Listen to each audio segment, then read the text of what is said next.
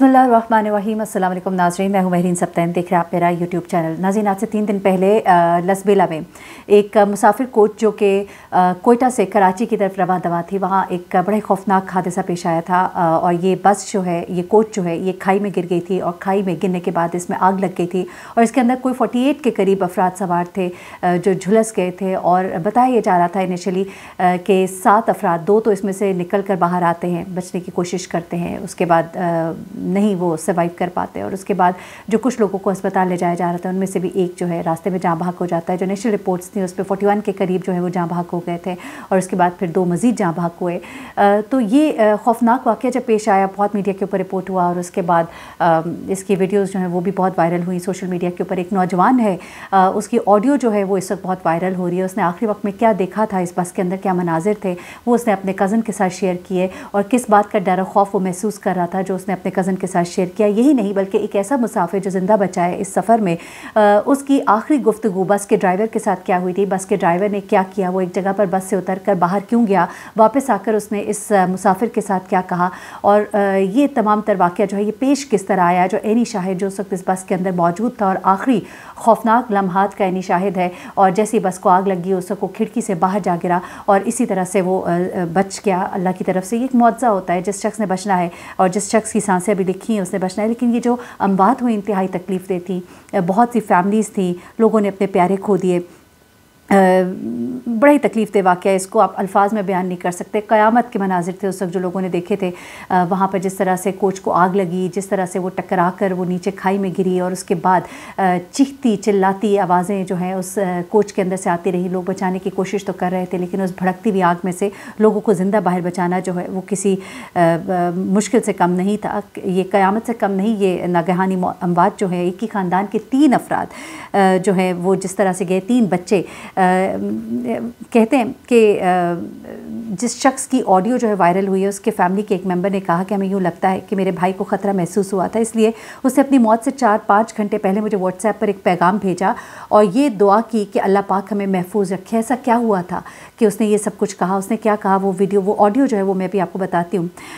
ये बलूचिस्तान के ज़िला कलात से ताल्लुक़ रखने वाला तनवीर अहमद। अच्छा, ये बस जो है कोयटा से कराची की तरफ जा रही थी और पुलिस का ये भी शक था कि हो सकता है ड्राइवर जो है उसे कोई ऊँग आ गई हो जिसकी वजह से ये हादसा हुआ, लेकिन ऐसा नहीं है क्योंकि जो लोग बचे हैं अब उन्होंने बड़े ही खौफनाक इंकशाफात किए हैं। बलूचिस्तान के ज़िला कलात से ताल्लुक़ रखने वाले तनवीर अहमद बताते हैं कि उनके भाई मुदस्सिर अहमद समेत उनके ख़ानदान के 3 अफराद जो कि इस हादसे का शिकार हुए और हलाक हुए, वो बताते हैं कि ये ख़बर जो है उनके ख़ानदान के लिए क़यामत से कम नहीं थी। उनके ख़ानदान के 3 अफराद एक साथ ही मौत से हमकनार हुए।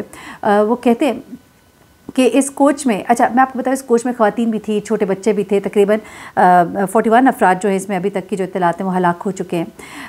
अब तनवीर अहमद के रिश्तेदार जो कहते हैं, उन्होंने कुछ स्टोरी सुनाई है, वो मैं आपके सामने रख देती हूँ। वो कहते हैं कि उनके भाई मुदस्सिर अहमद के अलावा 11 बरस की उनकी एक बहन और उनकी बीवी जो है वो 9:20 पर इस बस पे सवार होती है और उनको कराची तो नहीं जाना था बल्कि कराची से पहले ज़िला लसबेला के हेडक्वार्टर उथल में उतरना था। यानी कि जिस जगह पर यह हादसा पेश आया बस उससे थोड़ा सा ही आगे उन्होंने उतरना था, लेकिन मौत जो है उनका इंतज़ार कर रही थी कुछ कदम पीछे ही। वो कहते हैं कि उन्होंने ज़िला लसबेला के हेडक्वार्टर उथल में उतरना था। उन्होंने बताया कि गाड़ी को थोड़ी देर बाद उथल पहुँचना था, लेकिन उथल से पहले ये गाड़ी जो हादसे से 2 चार हुई और मेरे तीनों रिश्तेदार जो है दीगर मुसाफिरों के साथ अल्लाह को प्यारे हुए। उन्होंने इस बात की तस्दीक की कि उनके भाई ने सफ़र के दौरान परेशानी महसूस की थी और एक ऑडियो मैसेज जो है उन्हें भेजा था। अभी ऑडियो मैसेज क्या था? मुदस्सिर ने बलोची ज़ुबान में ऑडियो मैसेज अपने भाई को भेजा था जो सोशल मीडिया पर वायरल है। मुदस्सिर ने रात 11 बजे के वक्त उनको एक व्हाट्सएप पर ऑडियो भेजी जिसमें उन्होंने दुआ की अपील की, जिसमें वो ऑडियो मैसेज में कह रहे होते हैं कि ड्राइवर जो है वो ट्रॉलर जो साथ गुजरते थे, ट्रॉलर उनको क्रॉस करते हुए कोच को कभी इधर कभी उधर टर्न देता है और हमारी गाड़ी जो है वो इधर उधर डोलती रहती है। बस अल्लाह हमें अपने अमान में रखे, आप लोग दुआ करें। यानी कि इस कदर खौफनाक तरीके से ये ड्राइवर जो है ये गाड़ी चला रहा था। इस तरह की बस कंपनीज़ के ऊपर केस बनता है कि उन्होंने इस तरह के ड्राइवर रखे हुए हैं क्योंकि ड्राइवर्स के ऊपर बाकायदा चेक एंड कंट्रोल के तरीके होते हैं, उनकी इस एक्टिविटी को मैनेज किया जाता है, जैसा बहुत से और हमारे वेल नोन सर्विसेज हैं और उनके ड्राइवर्स जो हैं वो बड़े एहतियात के साथ चलाते हैं। अगर वो कोई गलती करते हैं तो उनकी बाकायदा मॉनिटरिंग होती है, उनको चेक किया जाता है। لیکن ایک تو یہ ڈرائیور بڑے خطرناک طریقے سے گاڑی چلا رہا تھا، لیکن ایک اور بات جو بس کے جو مسافر ہے جو زندہ بچ گئے اس نے بھی بتائی، وہ بھی بڑی حیرت انگیز ہے۔ اچھا، اب ان کے بھائی مدثر نے کہا کہ اللہ میں اپنے امان میں رکھے، آپ لوگ دعا کرنا۔ اس کے بعد اس کے بھائی کہتے ہیں کہ اس پیغام کے بعد چونکہ بھائی اور دیگر رشتہ دار سے فون پر ان کی بات نہیں ہو سکی، جس کے باعث وہ یہ نہیں بتا سکتے کہ وہ کہاں پر تھے، لیکن ان کا اندازہ تھا کہ بھائی نے جب خطرہ محسوس کیا جس علاقے سے یہ میسج بھیجا تو وہ سوراب یا اس سے آگے کا کوئی علاقہ تھا، جس کے بعد وہ حادثے کا مقام آتا ہے۔ اچھا، اب تنویر بتاتے ہیں کہ حادثے میں ہلاک ہونے والا ان کا بھائی 6ٹھی جماعت کا طالب علم تھا۔ ان کے ساتھ سفر کرنے والی بہن کی عمر جو ہے وہ 11 سال تھی، اور ان کی بیوی بھی رشتے میں ان کی کزن تھی، اور ان کی شادی بھی 3 سال پہلے ہی ہوئی تھی، لیکن ان کے ہاں بھی کوئی اولاد نہیں تھی۔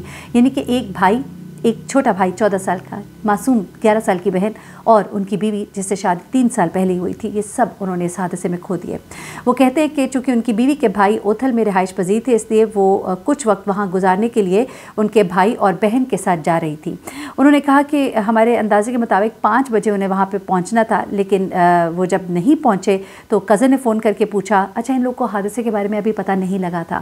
جب وہ وہاں پر نہیں پہنچے تو ایک دوسرے کو جب انہوں نے فون کرنے شروع کیے کہ ابھی تک کیوں نہیں پہنچے، تو انہوں نے بھی کہا کہ ہم بھی فون پر رابطے میں ہیں، وہاں پہ رشتہ دار بھی فون میں رابطے پہ تھے، اور ان کو یہ پتہ ہی نہیں تھا کہ اتنا ایک خوفناک واقعہ جو ہے وہ اس وقت ان کو پیش آ چکا ہے، جو کہ میڈیا کے اوپر اس وقت جنگل کی آگ کی طرح پھیلا ہوا تھا، لیکن ان کے وہم و گمان میں بھی نہیں تھا کہ یہ سب کچھ ان کے اپنے رشتہ داروں کے ساتھ ہو گیا ہوگا۔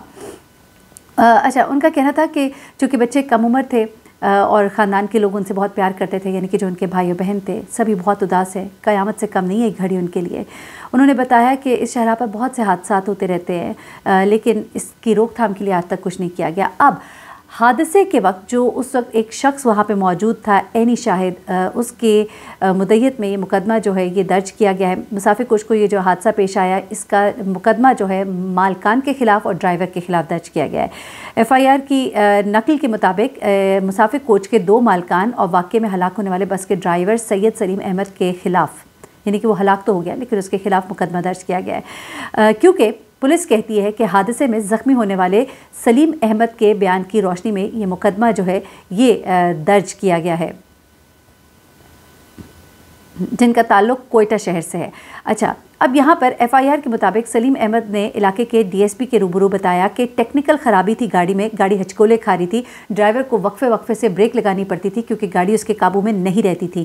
مسافروں نے ڈرائیور کو گاڑی کو ٹھیک کرنے کا کہا، وہ کہتا ہے کہ میں بالکل ڈرائیور کے پیچھے بیٹھا تھا، ہم نے ڈرائیور سے کہا تو اس نے کہا کہ میں مالکان سے بات کرتا ہوں۔ اس کے بعد FIR میں یہی جو مسافر جو زخمی ہیں جس نے FIR میں بتایا ہے کہ ڈرائیور گاڑی سے پھر اتر کر گیا اور تھوڑی دیر کے بعد واپس آ کر اپنی سیٹ پر یہ کہہ کر بیٹھ گیا کہ مالکان نے اسے ہدایت کی ہے کہ سفر کو تم جاری رکھو، جب کراچی گاڑی پہنچے گی تو پھر سے ٹھیک کر لیں گے۔ یعنی کہ ان کو مسافروں کی جان کی پرواہ نہیں تھی، بلکہ انہوں نے کہا کہ سفر جاری رکھو، اور اسی سفر کے دوران یہ خوفناک واقعہ جو یہ پیش آ گیا۔